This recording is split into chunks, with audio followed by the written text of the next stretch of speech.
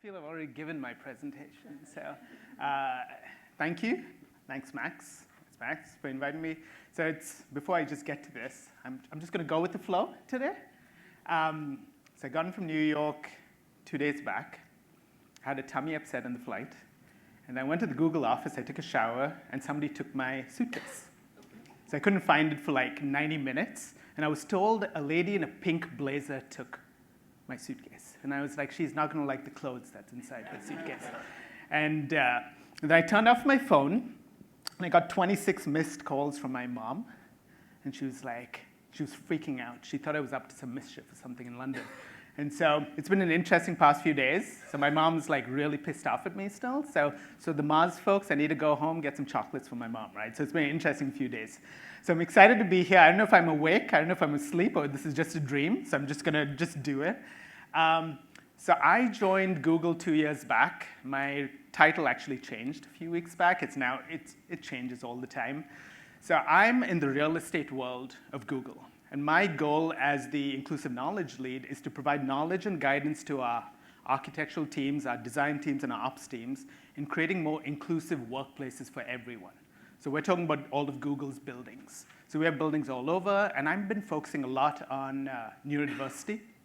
How do you design neuro-inclusive workplaces? How do you think about designing spaces that have a positive impact on your mental health? So that's what I've been doing over the past 2 years in Google. But before joining Google, I was working in pediatric care settings for 10 years. I was designing creativity spaces for chronically ill youth and for end-of-life and dying kids. So I'm going to share some stories about, as you think about inclusion, I've learned important lessons. I'm going to share stories about the work that I've done with patients in the hospital and how that's influenced me in my work, working with Googlers, working with architects, working with designers, and everyone else. And so 4 lessons that I'll be sharing through stories is to truly create inclusive workplaces, you need to have an inclusive mindset. And the first lesson is you have to listen. You have to practice active listening. You have to learn. You have to understand lived experiences. And then you have to build allyship. And so I'm going to share some stories, going to share some videos. You'll be hearing a lot about radical inclusion. We spoke about yesterday about radical innovation. We had teen students who were talking about innovations. We're going to talk about failure. So we're just going to talk about everything today. I think we'll start by sharing a quick video that provides an overview of the work that I did. Facing children who live with chronic illnesses, the idea of being stuck in a hospital room for weeks at a time. But we found a hospital with a therapeutic approach for these young patients. It can't confine their imaginations. I made these rings out of a 3D printer. Like a lot of kids, Dalen James likes to make things. But what she makes and where she makes them make Dalen quite the uncommon kid. Take this. Here I'm creating a dryer. Some wooden sticks, a fan, plastic rings made with a 3D printer, and, check it out, a device to help kids with cystic fibrosis dry their nebulizers. Mom, feel.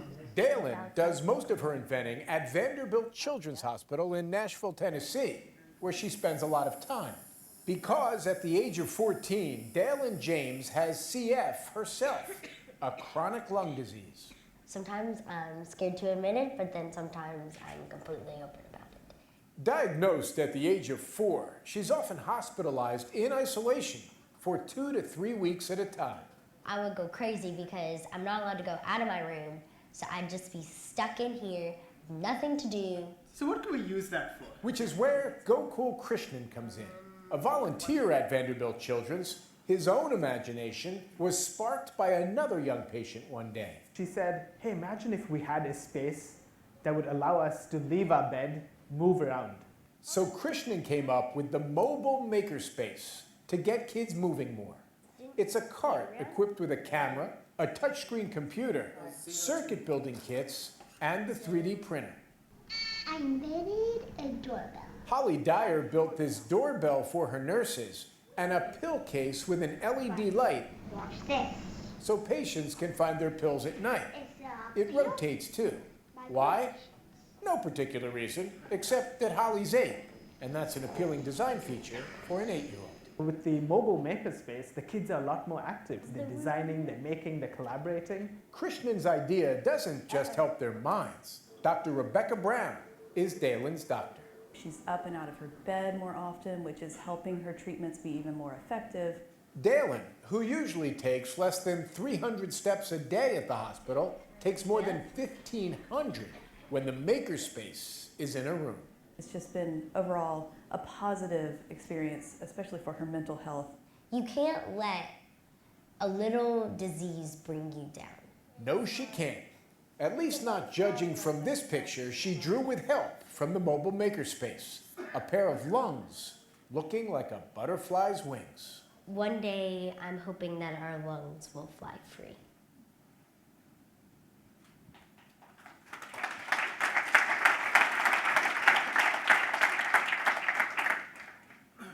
Dalen is alive, she's healthy. I just wrote a recommendation letter for her as well, and I said CBS News, right? And that's, so the work started when I was a student. I was doing my PhD at Vanderbilt, and I just decided to volunteer at the Children's Hospital. And the first patient that I met was Brandon Bradley. So he was a young patient, he was diagnosed with leukemia, and he was undergoing treatment in the hospital. When I met with Brandon, he said, Gokul, I don't like the playroom. There's nothing for me to do in the playroom. I'm an engineer. I want to make and design something. Can you give me something to do? So that was my first day there. So I was like really nervous.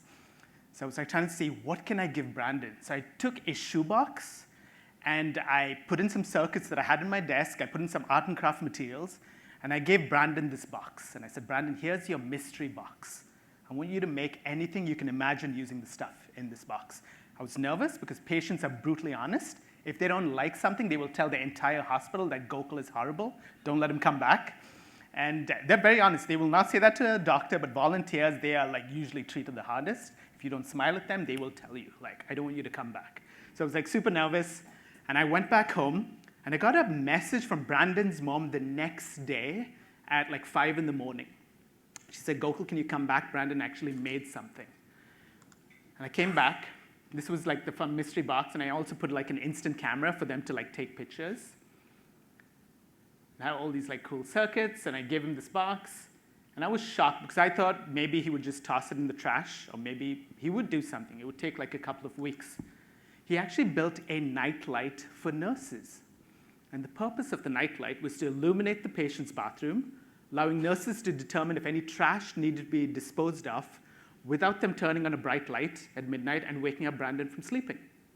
Simple thing, just like an engineer, he identified a problem and came up with a solution using the materials at hand. And I asked Brandon, why did you make this? Your mom could have gone to the store and got like a motion control light. And he said something powerful. He said, I spent 8 hours working on this that I forgot I was in the hospital.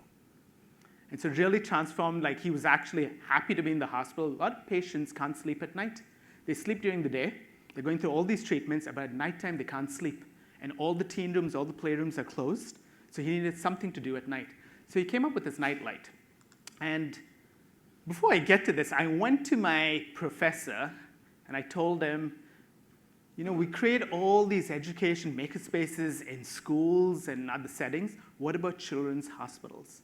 So I haven't shared this with too many people. I was actually dropped as a student. My professor said that's the most stupid idea. And I was actually dropped as a student. Right? And he said, if you're going to do this, you have to figure out your own funding. You have to do all that. I moved out of my apartment. I lived in a dorm in a church. And I actually went to the community. I was able to just get like materials. Then Intel heard about this, and they gave like small amount of like funding. And I had to really transform, how do I do this work and how do I make it successful? So I made the patients be my research collaborators and my advisors for this project. So always when you think of all these ideas, you always have to have a person saying no, to say like this sucks, to really motivate you and fuel you that, you know, this can actually work out. Funny story, my professor was fired from the university, so we're not going to get to that. But that was therapeutic to say that, right? Anyways, we can edit that out if it's recorded. But, so I decided to create like a makerspace. So I worked with the patients, and I said, I was working a lot with cystic fibrosis youth. If you're familiar with cystic fibrosis, it's a chronic lung disease that affects the digestive system. And when they're in the hospital, they are isolated in their rooms for weeks at a time. They can't leave their hospital room. So I wanted to come up with this idea of like designing this mobile makerspace, and I would leave it in their rooms for like weeks at a time, and I would ask them to use the stuff in this makerspace to like create anything that would help improve their stay in the hospital. So we came up with this design, and the patient said we needed to be colorful and bright, so they could change the color of the cart according to their mood. It serves, as a makerspace. We put in all these like the circuits where they could easily make things without being told or like trained how to use any of it. So it had a really low threshold of how people could use it. We created 2 of these makerspaces, so patients in different rooms could actually virtually collaborate with each other, which was really exciting. It was also the first hospital where we actually had a 3D printer that we actually left in the patient's room. Hospital did freak out. Initially, they were like, a 3D printer? The patients are going to burn themselves and blah, blah, blah. And I was like, no, just wait. If something happens, you can sue me. But they wouldn't get much money from a PhD student. But we came up with this idea, and it was really, really like fascinating of how the patients actually use this, because I didn't want to be there and tell them how to do things. I asked them to figure things out by themselves. And so over the span of like a year, the patients actually came up with different categories of inventions. The first one was decorating their room. The second was like, solving privacy issues. Third was depicting mood. But do you know what the most popular category of inventions was? Was pranking nurses. That was the most popular category of like inventions. Was like they wanted to like scare and prank their nurses. So I'm going to show you some of the cool things that these kids came up with. So Dalen, she came up with a rotating sun catcher. And so she used like circuits. She found like a box that was in her room. She was like repurposing stuff in her room to make this. But the most powerful thing with this rotating sun catcher was her grandmother was in her room for those 2 weeks. And she wanted a crystal, right? If you see the crystal, so she made her grandmother go on a scavenger hunt around the hospital to find this crystal. And the power of this design was it made the grandmother and Dalen truly bond and connect with one another. So when they're in the hospital, usually there's a huge disconnect between the families and the patients. But this was a way of like connection. And the grandmom was like so happy. She was actually helping Dalen with this. The grandmom says, please ask her not to make anything more because she can't go through all those 8 floors finding a crystal. Here's a rotating sun catcher. Here's a pooping bell, okay? You all know what pooping. Can we all just yell pooping? Just come on, just yell. Can we all say pooping? Okay, not everyone said it. You could just say pooping. Okay, perfect, right? Okay, I asked like doctors to say this, but they wouldn't say it. And I was like, but you work in the hospital. So this is a pooping bell that a patient made. I love this. I don't know why I'm saying pooping so many times. But this patient, so it affects your digestive system. And so if you go into hospital rooms, the patients can't lock their door. Anyone can enter their room. So every time Haley was in her bathroom, she would open the door to find that there were people in her room. She couldn't hear people knock on the door. So she felt her privacy was being invaded every time she was in the bathroom. So she came up with this pooping bell. And so anytime somebody needed to enter, they would press a button. A loud buzzing noise would go off in the room, and she would yell, pooping, right? And it provided a lot of like awareness in the hospital that, sometimes patients are changing in their room. They are in the bathroom. They needed their privacy. So it provided a lot of awareness that before you enter the room, they would press a button. They would also start to like knock on the door. So she came up with this brilliant idea of a pooping bell.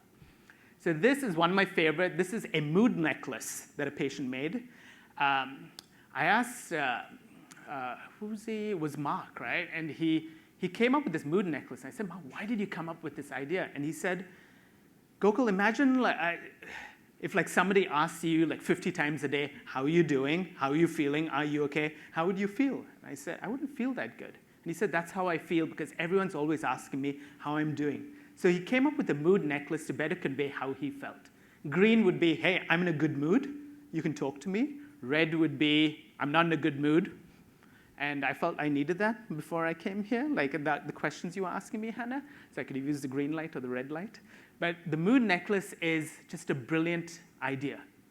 Imagine how you feel like somebody comes to you and be like, how are you doing? How are you feeling like 20 times a day? It can be like, yes, back off, exactly, right? So I feel everyone needs a mood necklace. So if anyone asks me questions after this and I don't want to answer, I'll flash a red light. So this was an 8-year-old who came up with this fun device. It was just beware dangerous snake. So she used a cup that she found in her room. She found this like box, and she used like Play-Doh, and she made the sign like beware dangerous snake, and she put it in the room, and it was just a way of like, she wanted to get a reaction from the nurses, right? So it was just a simple idea, like you should have seen like the nurses just like jumping a little bit like, oh my gosh, there's a snake in the room, right? And brought so much joy to the kids.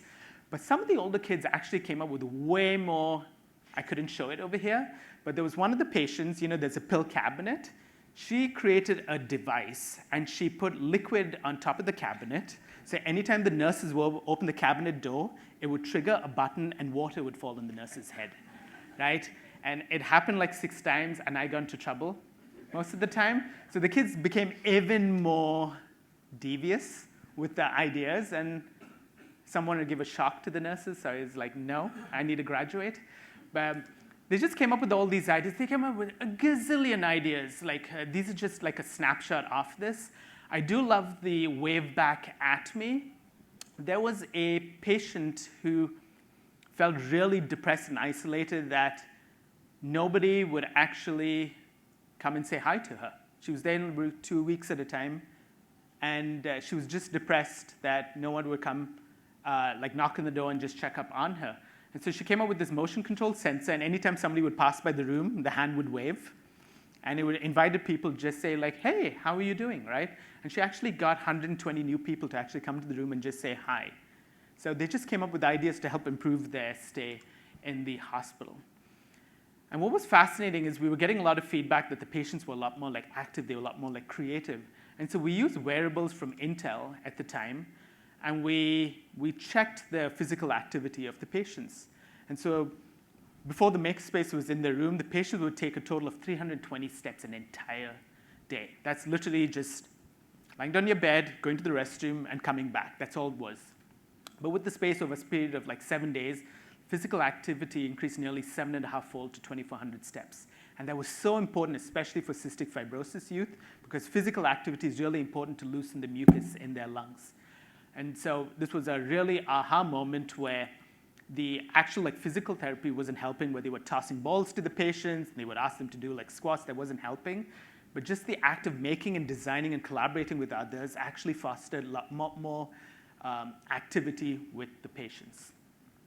And so I did that work with the young cystic fibrosis patients at the Children's Hospital, and it kind of like transitioned my work working with young adolescent and young adult cancer patients at Stanford Children's Hospital. If you see the space on the left, that is actually a kitchen in the cancer ward. Young cancer patients, they just go through so much, undergoing treatment for leukemia. Their mental health was really decreasing, especially for teens. Young children have a nice time in the hospital, but as you get older, 14, 15, and 16-year-olds, they really struggle in the hospital. And so I actually enlisted 5 young cancer patients undergoing treatment to help design this space. Wanted to use more of a participatory design approach. I got initially criticized for that, but like, go to the top design firms and help design this. And I was like, no, patients actually know what they want in the hospital. So they helped like come up with the design of the space. The furniture is made out of Lego blocks. They just didn't want a boring table. We use interactive like lighting. We created just a beautiful space that actually worked for patients. What was powerful was it was open 24/7, and it was anyone can access the space. And do you know when the most popular time the space was used? It was all at midnight.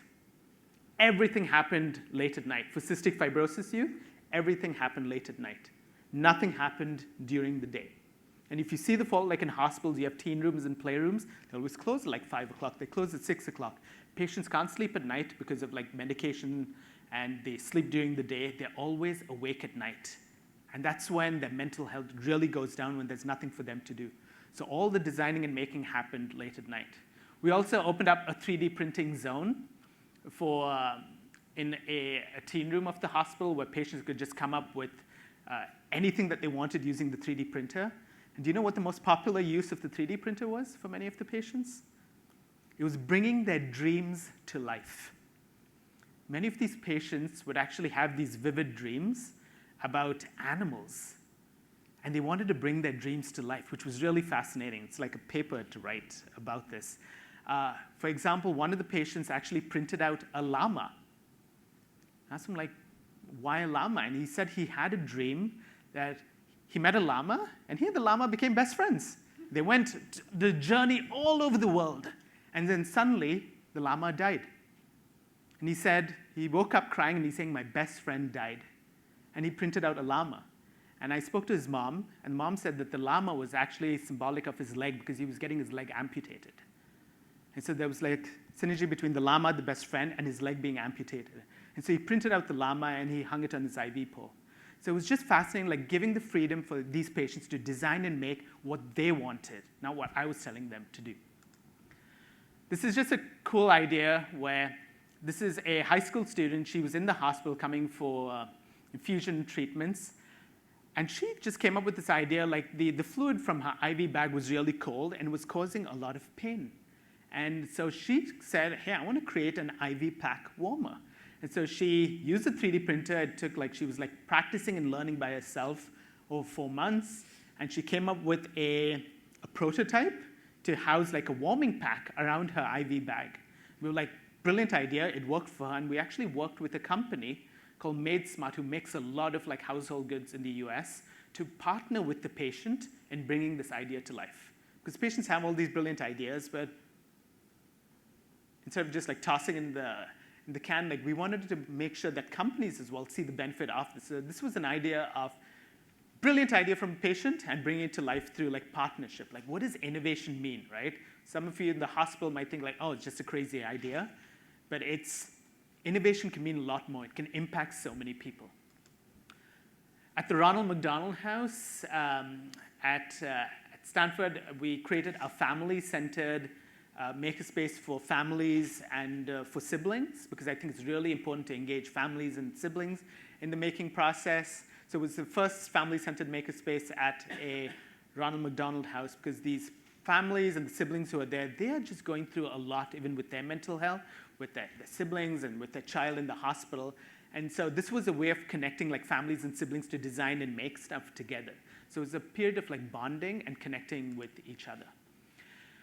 And finally, before I disclose this, this was one of the most emotional experiences for me. When I was doing this work, there was a pediatric palliative care facility who reached out, and they said, have you ever considered creating a space for dying kids? It was kind of like a weird moment when you get that message, when you think about death and dying. And it's a place in California called George Mark Children's House. And I went to that setting. It was just beautiful, beautiful area. And I didn't expect it to be this kind of place. It had a beautiful garden. It had beautiful facilities. And the patients in this setting, 99% had a physical disability. 99% were nonverbal. So these were the edge cases. Hospitals couldn't treat them. So either they die at home or they come to this facility. And one of the clinicians said, it's not a place where children die, it's a place where children live. And I remember leaving that place, and I was crying. I've never cried so much, but sometimes crying is good, because I think it's good to cry, right? I need to put on all these lectures to see that, but I have never cried so much, but I think the crying actually motivated me to be a lot more compassionate, a lot more empathetic. How do you design a space for a child who's about to die, right? So we created a legacy space for these patients. Whatever the patients and the families and the siblings make, them leaving a legacy long after they've passed away. And it was through, and I want to get back to those lessons that I shared in the beginning. The process of listening. So I had to really engage in active listening in this setting. I had to just not only listen to the nonverbal cues of the patients. I had to listen to the families. I had to listen to the siblings, to the nurses, and everyone else. It's the process of active listening. I share this a lot with Google. There's a lovely book called The Rabbit Listened. It's a beautiful, beautiful children's book that teaches people what does it mean to be an active listener. And the second process was learning. I had to educate. Let me get back. So when I was there working in the setting, everyone said, you have to be comfortable using the word death and die. and I'd be comfortable using that. Just working with dying children was it's challenging, so I had to read a lot about what does it mean to die for a young child? What are the emotions that they go through, the pain that they go through? And so to have that inclusive mindset, I had to do a lot of learning by myself. And the third was lived experience. How do you understand the lived experience of these young patients and the families? So I became a volunteer in the hospital, and I spent close to 6 months spending time with the patients, the families, and the siblings before I even started to design anything. And the fourth process, which we really miss as we think about creating inclusive spaces, is allyship. So what if you understand lived experience? You have to build these relationships and these connections with the families, with the siblings, and the patients. And if you follow that process, you have to truly develop this inclusive mindset. And so the same thing with my work at Google. Spending so much time with patients and families really transformed me of how I think about place, space, and experience. Over the past 2 years, we've been thinking a lot about neurodiversity and how do we think about creating neuro-inclusive workplaces for all neurodivergent Googlers. And we've really grounded this in science. We've really spoken to a lot of neurodivergent Googlers about how does the workplace impact your sensory processing, executive functioning, and holistic health? What does it mean to create a place where everyone can truly flourish in the workplace? And I just want to end with there was a quote from a cystic fibrosis patient. She wrote this quote by Henry David Thoreau on her window in her room, and it wrote, "It's not what you look at that matters, it's what you see." And I asked her why she wrote that, and she said, "Some people view us as just a bunch of sick kids in the hospital, like a drain to society." But she said, "Gokul, some of us, people like you actually see us as bright, imaginative, and creative kids who have the potential to do something and go somewhere with their life." And we still see that from the perspective of inclusion as we think about designing spaces for people with disabilities, people who are neurodivergent, people dealing with mental health. It's not what you look at matters, it's what you see, right? And so kind of like my goal at Google, I tell people I'm actually designing for mental and behavioral health, because that's the core of what we do. How do we create spaces that give hope and that give healing? And I think that is it. Thank you.